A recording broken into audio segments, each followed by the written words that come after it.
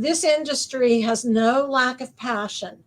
I would venture to say every single person I've met in this industry over 40 years has been a passionate person. We are not boring people. This is All Things Fitness and Wellness, hosted by Chrissy Van. Together, we're uniting industry thought leaders and fitfluencers on the mission to inspire innovation and encourage people to live a life fit and well. On today's episode, we're joined by none other than Linda Mitchell, a trailblazer whose journey in the fitness industry spans over 4 incredible decades. Starting her career as an instructor, Linda quickly rose through the ranks to become the director of aerobics, a budding exercise trend at the time. Her journey didn't stop there. From aerobics to public relations and charitable giving, Linda has played a pivotal role in shaping the Newtown Athletic Club's evolution and establishing it as a leader in the fitness industry. The words "I can't" simply don't exist for Linda Mitchell, whether it's spearheading a new program, solving a complex problem, or advocating for important bills like the Right to Try and the FIT Act. Linda's determination and leadership shine through. Her efforts have not only fostered a sense of community, but have also paved the way for significant charitable contributions. But Linda's impact goes beyond her professional achievements. Her story is one of relentless pursuit of improvement, community service, and advocacy for health and wellness at every level of government. Today, Linda shares with us her journey from teaching dance aerobics to becoming a powerhouse in the fitness industry. Before we get to it, be sure to hit like and subscribe. We have new podcast episodes weekly featuring industry thought leaders and influencers. Plus, please take a quick second to leave us a rating and review. It goes a long way for us content creators, and your feedback is so valuable for us. I'd also love to connect with you, so be sure to find me on Instagram and LinkedIn at All Things Fitness and Wellness. I'm your host, Chrissy Van, and this is ATFW. I'm just so happy to have you. Before we kind of dive in, on a separate note, because I was like, Women's Day is coming, and I know even in the industry now, there's not a ton of representation. Like, there's so much work to do, and the fact that you've been in this industry for so long, I was like, you must have such this unique perspective of forging the path and seeing the evolution. You're very, very welcome. I am very honored to be a woman in the industry for this long. Yeah, and trailblazing. I guess so. I never really thought about it till later on in life, both professionally and personally, because I always felt as if I really fit in to this industry. It always felt like home for me. And there's a lot of reasons for that. But because I felt that way, I didn't feel too much pressure. Although I will say, when I started to get involved with the industry at the higher levels or the more national and global levels, I did see that there were more men at the top. And then over the years, that has gradually begun to change. Just like everywhere, I think, but specifically in our industry. Although where I began in our industry was on the women's end of things. In other words, I began teaching aerobics. And that was primarily a woman's job, if you will. We kind of cornered that niche in the industry. So I felt very much at home there. But as the years went on, I was able to grow and progress into areas that were more men. It is a team effort to propel exactly what we all stand for. At the end of the day, we're kind of all on this collective mission to help more people get moving, find ways to connect. So I'm curious, you talk about starting out in aerobics, and I'm like, how much fun that must have been in the prime of aerobics? Because this would have been, what, 1981 when you started? Is that correct? That is exactly right. You nailed the year, 1981. 1981 was a big year for me. That was the year I had my first child. And that was the year I started working here at the Newtown Athletic Club, which was then known as Newtown Racquet Club, because we were primarily a racquetball club. And I was hired as the dance exercise lady. And I came from a dance background. I was a dance major in college at the University of Illinois in Champaign, Urbana.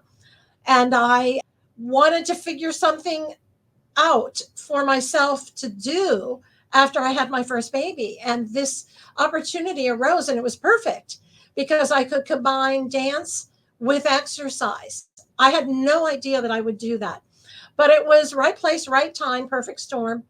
And I began teaching aerobics right out the gate, and it was a perfect fit for me.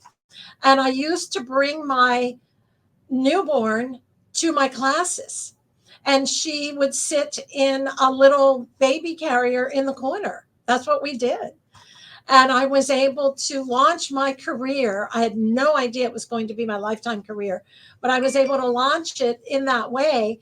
And it gave me a lot of opportunity to be on the ground floor of something, but also to be able to balance my life with being a new mom and finding something to do for fun and a little extra money, but then it turned out being a lifelong endeavor. I really love that you share that and about the balance because, I'm at that age now. A lot of my friends have their little newborns, and I I will say what's a bit sad, particularly where I live, there's less of that village mindset. A lot of them don't necessarily have a lot of support. And within that first year, especially the identity loss that can happen. And I know a lot of them have been grappling with that identity shift of like, where am I within this new role kind of thing. So how great for you to have something that number one, you bonus, you got to bring the little one along, not discounting though, that's still a heck of a lot of work at the same time to balance. But then at the same time, being able to do something that really speaks to you. If you have this incredible dance background and then be able to apply it and interact with other adults. And who doesn't have joy when they've walked out of an aerobics class to be able to share that energy must have been such a blast. It was amazing, and it sounds like I mean everything you just said. I totally agree with, and that was the story of my life in the beginning. Balance was is and was and still is a difficult thing for women. I can't step back and say that that much has changed with that. As wives and mothers, we still are the backbone of the family in the sense that we do everything. But because I was able to dip my toe in the water at a young age when I had my first child, I was able to manage the time commitment. So the first year I taught X number of hours, but every year that after thereafter it kept increasing. But it was my choice when it did increase, and it did bring great joy. Um, Having my students around me was a huge support system because you really do need it. Although I was lucky and I had family locally, my mother in law was a great help to me throughout those early days. So I do understand the struggle, and everybody's solution is different. Like if you say to me, how did you balance your career? The answer for me is my answer, and it's going to be different for everyone. The thing is, everyone does have to find their balance, and that answer is right for them. I was lucky in that we have a very entrepreneurial culture here at the Newtown Athletic Club, and we have from the very beginning, in the sense that yes, we all work for the club. We are employed by the club, but we are given the freedom and empowerment to sort of run our own section or business within a business for the club the way that we see fit. So for me, I was able to begin an aerobics program and develop the way that I thought it should be developed. Now, that was in the early days, and we kind of all didn't know what we were doing really, but we just knew that it was an important feature of the fitness of the fitness development, because before that we basically had free weights in garages, right? Yeah. And gyms were a fairly new thing. And you mostly thought of sweaty guys, in t-shirts, pumping iron, and that's kind of what it was. But then it developed through the early programs that were more well known, such as Jazzercise for one, and Jane Fonda. She did a lot for the industry in the beginning, at least in my section of the industry, for group exercise and fitness for women in particular. So, in that sense, she was a particular hero of mine because we all admired her, and she did such a great job with promoting what we were doing here on the ground that it made it a lot easier for us. So, I was able to create my balance. We had an entrepreneurial culture here, which we still do, and that gave me freedom. And I think that is part of the real foundation of our success here at the Newtown Athletic Club. Now, I have to credit that culture to our owner, Jim Worthington. He always felt that was the best approach. He liked to give people assignments more or less and then step back and let them find their own success. And that I was lucky to be in that environment. I'm grateful for that too. That leadership philosophy is such a powerful one. I have experienced both versions of that in my career. And well, I should say, not even both versions, the contrast of one versus the other.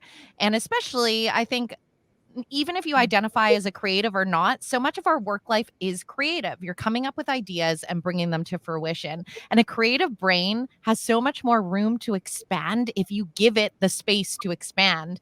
And sometimes I find when you are surrounded by a leadership style where the leader's trying to hold on for dear life, unfortunately, it doesn't provide any room for that to ripple out. Yeah. And then you lose the opportunity to have those ideas come to life.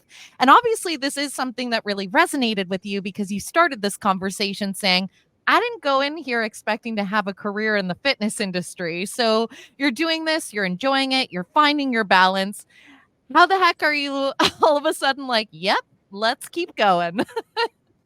My journey in the industry has been one of surprises and opportunities. I have been lucky that I've been able to stay in one place for, wait for it, 43 years and always find growth and opportunity.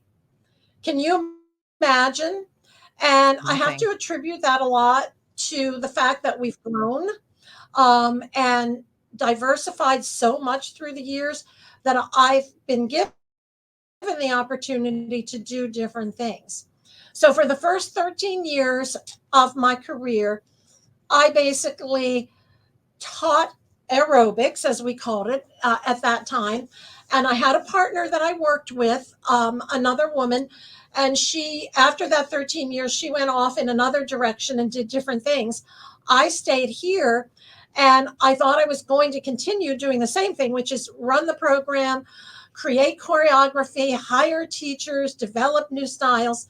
And lo and behold, a year after that, I was moved into what I call the business side of the industry. So I worked in creative and programming, that first section of my career. And then I moved over into sales, marketing, and public relations. And I was a natural for that because I was a people person. When you stand in front of people in a leotard for 13 years, you get over whatever shyness you may have had, which I really didn't have that much shyness to begin with. So I became the director of marketing, sales, and public relations like overnight, really not knowing what I was doing. And, it's the young people who may be listening to this are going to not even understand what I'm going to say. But I used to design newspaper ads in Word. Okay. It was a Word document. And then you would send that off to the newspaper and they might zhuzh it up a little for you. But we didn't have any of the programming and the technology that we do now. Certainly, we weren't even close. But it was what we did for the time. Um, and so that was an opportunity for me to grow. And I took to it pretty well and pretty quickly. And at the same time, we were undergoing a huge expansion here at the Newtown Athletic Club.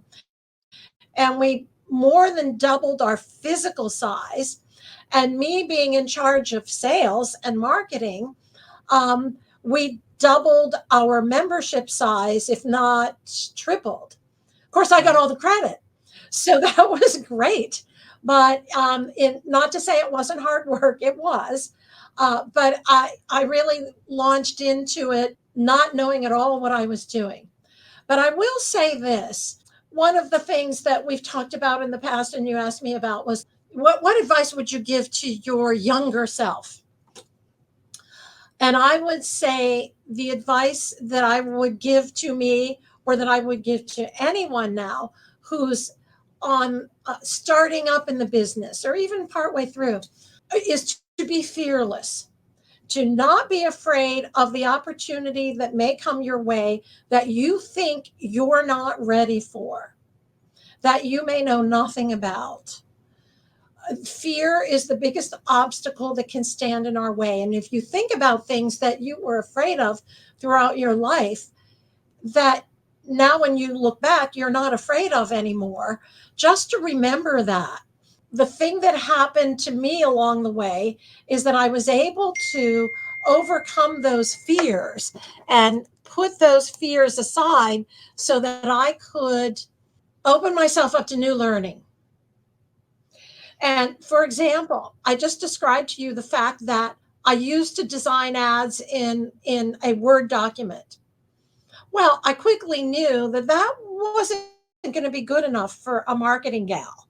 And so I taught myself how to use Adobe Photoshop, Illustrator, and some of the young people may not even recognize those programs today, but there are the basic for any graphic designer. And I taught myself to do that.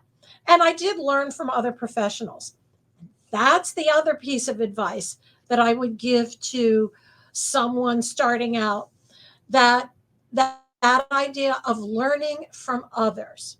And that never stops. There's always someone out there smarter than you, better than you, at the thing that you want to learn how to do. So the best thing to do is find that person and make them your new best friend, in a manner of speaking. And so I had the opportunity to do that over and over and over again in my career. Now, in my career, I run a nonprofit. I run a state advocacy alliance, the PA Fitness Alliance. I work with URSA on their advocacy team and have for years. I still do PR, like generalized PR. I still run our entire advertising community partner program here at the Newtown Athletic Club. But I've gotten so far away from the things that I did originally. And I did that because I was willing and able to learn, but I learned from other people. That's the beauty of going to things like the URSA conference and reading the trade publications like Club Solutions.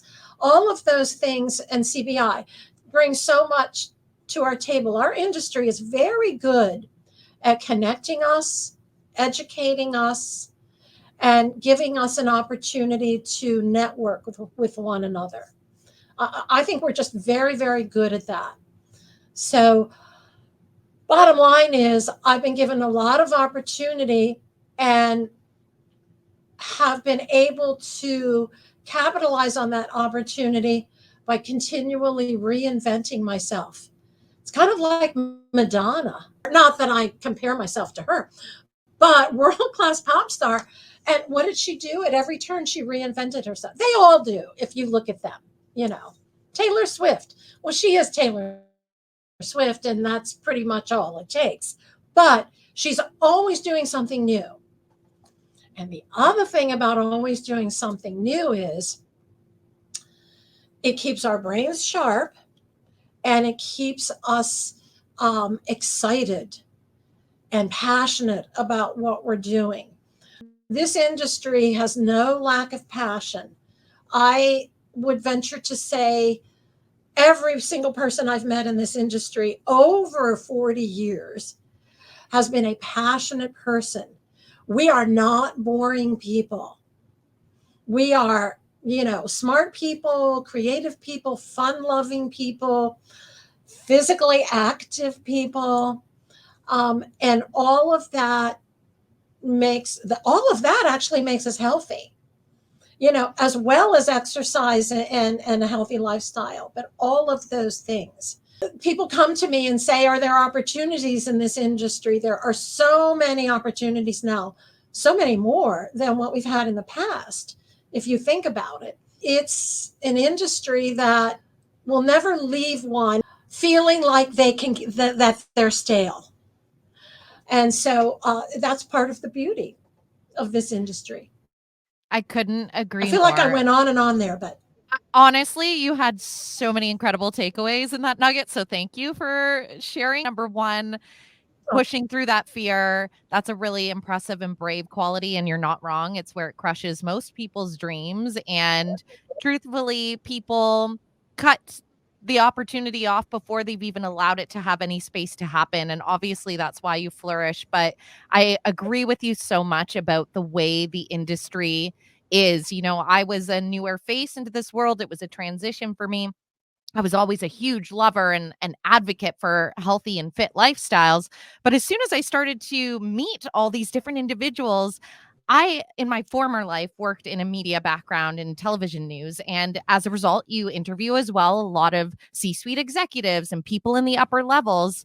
And I dare say there's not many I met that have had the same passion, or truthfully, the longer they get in their career, it's a little bit of a disconnect to the root of the why they got in it in the first place. Whereas for the fitness industry, everyone is still connected. Anytime I've gone to an event, the running club is out in the morning before their meetings and they're hanging out at the gym. And there is this incredible interchange of information as well. I feel like there's this recognition that if we all work together and have our voices out there, then we all collectively as an industry raise each other up and do well. And that has been something that I've found so admirable, and qualities as well that I'm like, where can I learn and take from this? And what can I give back in this? And people are so willing to have that exchange. And I think that is why people stay in this industry for so long, because it is for the greater good. And I know in your career, the greater good is something you have not lost sight of as well. You talked about how you work with nonprofit, you're very into giving back. So tell me a little bit about some of that work and where that transition started to come into play. I'd love to. And I would have to begin as far back as, oh gosh, the mid 90s or even early 90s.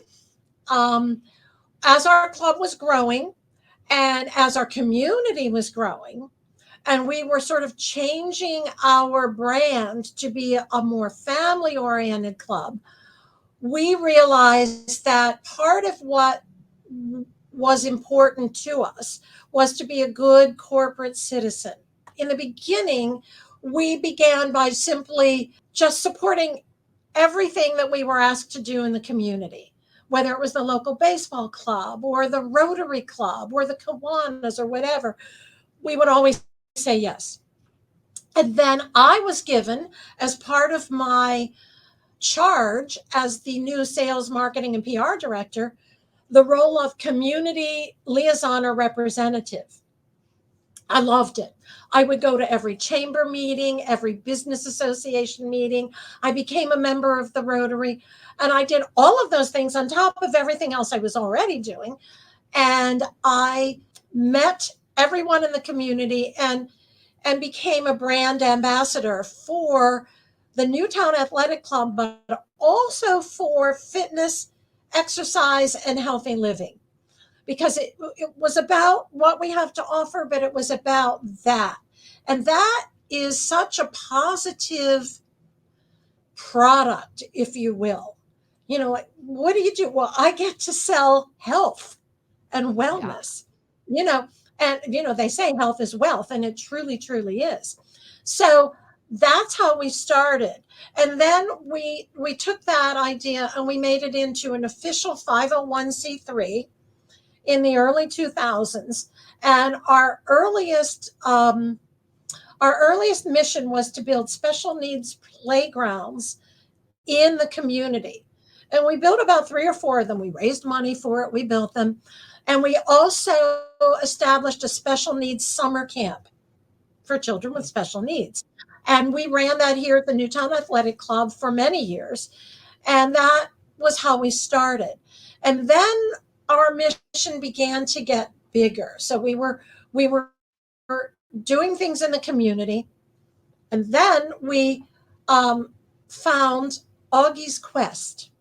And people listening to this podcast who are at all affiliated with the fitness industry must know about Augie's Quest. And we were raising money for Augie Nieto and ALS research. And we did that for several years, quite successfully. And then we met a young man. This is an interesting story. We met a young man named Matt Bellina. He is a member of our club. And he walked in one day and said, I'm joining with my family, and I'm just letting you know that I've been diagnosed with ALS, and I would like to do some fundraising. And the team said, oh, we have just the person for you. You have to meet Linda. So Matt and I met. He told me his story. He was a young pilot. At that time, he was probably about 32.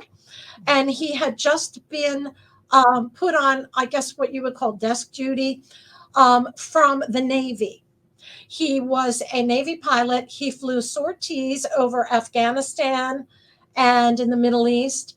And he was Top Gun. Think of Tom Cruise. He's handsome like that. He's handsome like Tom Cruise. I was a little bit in love. He could have been my son, but I was a little bit in love. And Tom Cruise had this idea that he wanted to raise money. So I said, well, do you mind if we use you as more or less our poster boy for this? Because we're already raising money for ALS research. And that's what he wanted to raise money for. He said, no, use me. So we did.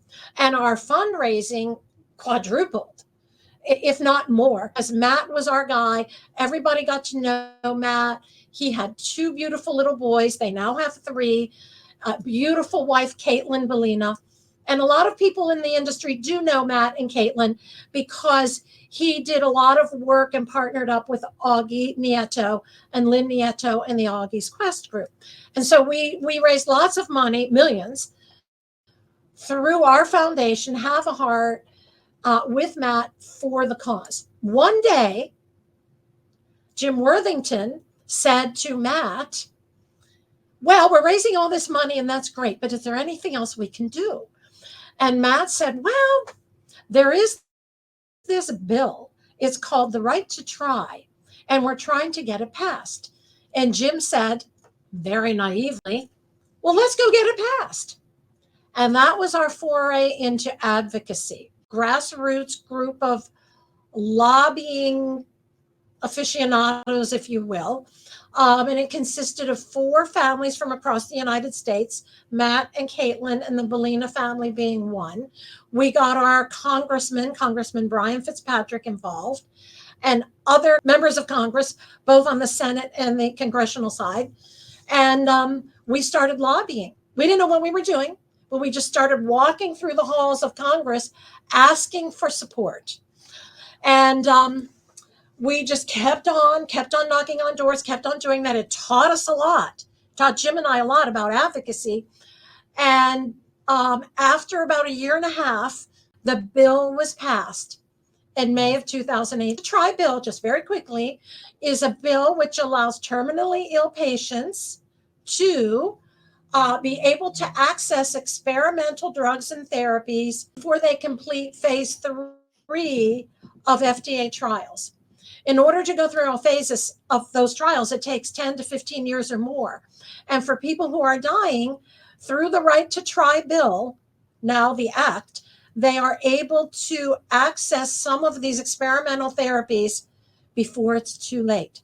So it gave terminally ill patients, not just ALS, all patients, some hope.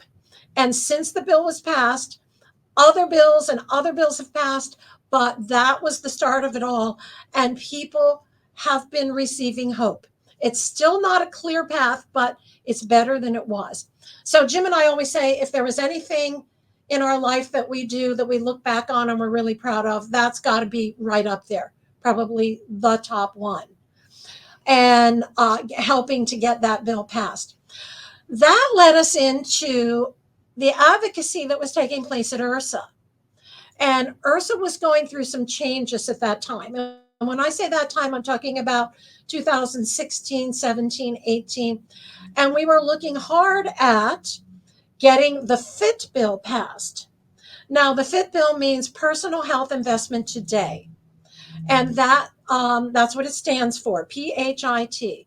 And that will allow citizens who have FSAs and HSAs, health savings account and flexible spending accounts, to use those dollars, which are tax-free dollars, to spend on, now they can be spent on only medical treatments or medicines. But this bill will allow them to use it for lifestyle preventative services, such as health club memberships, home equipment, youth sports, which is a big issue in our nation. They're very, very expensive, and a lot of kids are forced to drop out of sports or cannot even get to do them because they simply cost too much for American families. So there's a lot going on here with that bill, and it would be a game changer in our industry if we could get it passed. If you're in business, you have to be an advocate for yourself with public policy.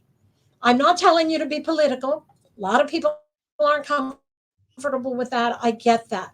I'm not really either, but I love policy, and you have to, because politicians are the ones who facilitate policy. You got to get to know them. It doesn't matter which side you're on. If they're your representative, let them know who you are. And again, it's not that hard. I really, really believe that, and I'm very passionate about that. So let's circle back to what I was saying about IRSA. IRSA restructured itself, and I think reformatted some of its mission. And we put advocacy in there as one of our core pillars. And I think now people are finally waking up in our industry to the importance of being an advocate for oneself with all levels of government, so that we can be strong and so that we can stay in business if another pandemic ever comes around. The pandemic was a challenge, that's for sure. 30% of health clubs have closed permanently. That's very bad. That's very sad. And those of us that were able to survive, it wasn't easy. And we're still kind of clawing our way back. But the one silver lining is people began to look at their health differently. They have begun to prioritize it in light of the fact that they now realize it's science. It's scientifically proven that if you keep fit and healthy, you will be stronger when you are hit with something like a pandemic. And also, if you keep fit and healthy, you are, I don't know what a percentage is, but I'm just going to guess one, probably 85% more likely to never get a chronic disease, to avoid diabetes, to avoid heart disease. And it doesn't take much. And I know I'm preaching to the choir, and we all know what the government guidelines are: 150 minutes a week of moderate exercise. That's 5 times a week, 30 minutes each time or less. My trainer just told me the other day, because I have so much trouble getting to my workout, just get on the treadmill for 15 minutes, Linda. I'll just take 15 minutes. I'm like, okay, you got it. Yeah. So, Well, something's better than nothing, right? yes, yes. So, all of those things, our industry is wonderful in that we bring all of this to the table for our citizenry, if you will. And I mean, we're still fighting an uphill battle. I don't know if we have any more than 20% of the general population who are members of health clubs, but we keep on working on that number. But it doesn't even matter if they're members. If they're doing something, that's what really counts. Well, and I think one of the things that's so great about this advocacy work as well is so many people now are under the umbrella of the same language. And there's power in that because then it's easier to propel the message to a broader audience who then adapts that language as well. And then we just have this unified voice that keeps getting louder and louder until the point finally actually crosses the boundary. And you can have that same celebration, I hope, Linda, not a decade from now, but sooner rather than later, because I know we're all, trying so hard because exactly that. The general public is so much more aware that this is something in our power to do. I do think that health clubs and gyms are. I get that we can do it anywhere, but it's this ideal place because when people walk into those spaces, and I get gym intimidation can be such a huge factor for people. But just like in the industry, how everyone champions and is supporting each other in the message, I find that members that are regulars are the same thing. When I see a new face walk in that door looking nervous, you're like cheering them on, even silently with my headphones on, thinking, yes, this is great. And then when you do see somebody that continues to come and you go up to them and reward that win, there's so much value in that. And one of the things that I think is most hopeful is the generations that are well below me at this point, because they really get the mental health side, which I know is something that we're really trying to drive home. But Gen Z, Gen Alpha coming up, they get it. They know that this is what this helps with. And so that actually excites me. As much as they get ragged on, I'm like, they're the cheerleaders. They are the cheerleaders. You are right about that. And they understand that mental health is a key component of overall health and the connection that that has to exercise. So they get it. I have 2 daughters and 5 grandkids, and my 2 daughters are Pilates professionals, and they do other things too, but they're always talking about and doing activity. Sometimes I say, "Oh, you're so dedicated to this. How did you get that way?" And they look at me and they go, "Duh, mom, you." And I'm like, "Oh, yeah, that's true, I guess." But nonetheless, all their friends are like that too. So that's very, very hopeful because Lord knows we need mental health in this country and in this world. Number one. Number two, connectivity, which is part of mental health, is kind of that other, you talk about exercise, diet, connectivity, or sociability. We have a program here called V6. That stands for Victor 6. It's a veterans program. We have a very well known veteran here in our area who started this program with us. He came to us with this idea, and he had done it before, but never as successfully as where we were able to do it here. And it's very simple. It's a 13-week program where the veterans come in for free because we support this program with the group leader and 2 or 3 or 4 helpers or trainers. And the groups are about 20 to 30 strong. And they wear red t-shirts with a big V6 on the front. And all the members see them and thank them for their service. And they get healthy. They learn about exercise. They learn about healthy eating. They try different things. They do yoga, Pilates. They even do Zumba. They do, strength training.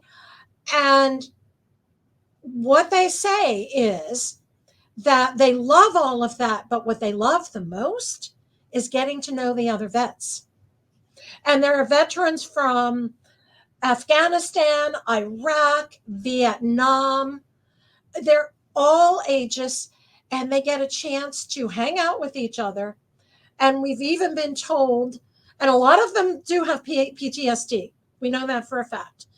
And there's some statistics, 33 vets kill themselves every day. There's something, and don't quote me on that, but it's just a really staggering, terrible, tragic statistic. And they've come to us and said, I was really thinking about suicide, and this program saved me. So, Mm. right there, okay, we're saving lives, but we save lives in so many ways. But the thing that they said was the most important was the connectivity. So, to your point, we had the pandemic, people went home and exercised, and they stayed fit the best way they could. But when you get back into the club and you're with each other, that's what it's all about. And that's what makes people motivated to stick with it. That person to person communication thing never really goes away. I know we're talking, virtually today. But this is as close as you can get to actually sitting with each other. And you and I have sat with each other before. So we know we like each other already. But the person to person communication is still the most effective. Sometimes I give talks on how to interface and do person to person networking. I can't tell you how many people are still intimidated by that Mm. because, well, a lot of what happens today, because we do everything so digitally, in my day, that's all you had. In my day, back at the turn of the other century. But in my day, that's what you had and that's what you did. So it's something I never really lost. But I do understand that if that's not part of, the fabric of how you were developed, as a young person, that's hard. And they still say that sales are closed most effectively face to face. Think about it. And when you have to ask somebody to do you a favor, when are you most likely to get a yes? When you ask them face to face. I mean, face to face. And, I guess telephone is next best thing, and then digital, maybe third. There's three kinds of communication. And when I give my talk, I talk about this. And I always ask people to guess which communication. Now, you're going to know the answer because I just set you up. But which type of communication is the most effective? Is it the words you say? Is it how you say the words, your tone? Or is it your body language? And the answer is your body language. Isn't that something? It's like your Yeah. body language is the most effective. Second, it's your tone. Hi, how you doing? Hi, how you doing? Very different ways of interacting. But if it's on the written page, it's like, well, then I choose to how interpret that, to interpret that. And that can be dangerous because maybe I'm having a bad day and I think, well, that's being sarcastic. So anyway, going back to, the idea of connectivity, bringing people back into the club, that's huge. And you can never take that away from the experience that we as brick and mortar health clubs provide. It's just too important. And people will always want it. Hopefully, Yes. they'll want it Well, just as much as food and water. exactly. Well, that's the goal for sure. And I love how you say that true about the not just the face to face, but it's incredible that you can have whole conversations with people without actually speaking a word at all. We all know that when you can interpret from each other, whether it's a simple smile or you actually break through somebody that's looking quite stone faced and upset, and you move through that without actually saying any words at all. There's so much power in that. And I think anyone that attends one of your talks, hopefully they integrate and take those takeaways with them. And as we round out our conversation, there's one takeaway that I want you to leave us with because there's something that you have repeated through every stage of your accomplishments from early days of aerobics right down to the high levels of advocacy through the halls of Capitol Hill. And that is, we started out and I didn't know what I was doing. It's something that you've said many times. I started out and I didn't know, there wasn't a blueprint, but you did it anyways. And there is a lot of power in that, but I think it's also where a lot of people pump the brakes. So how do you actually push through that fear or that naysayer in your voice? That's because brains, if we let them, will tell us all sorts of stories. And in those situations, it's often, you shouldn't, I can't, I'm not good enough, that classic imposter syndrome. So how have you actually managed to hone and cultivate the skill set to move through that? I have two things that I always think about when I feel challenged.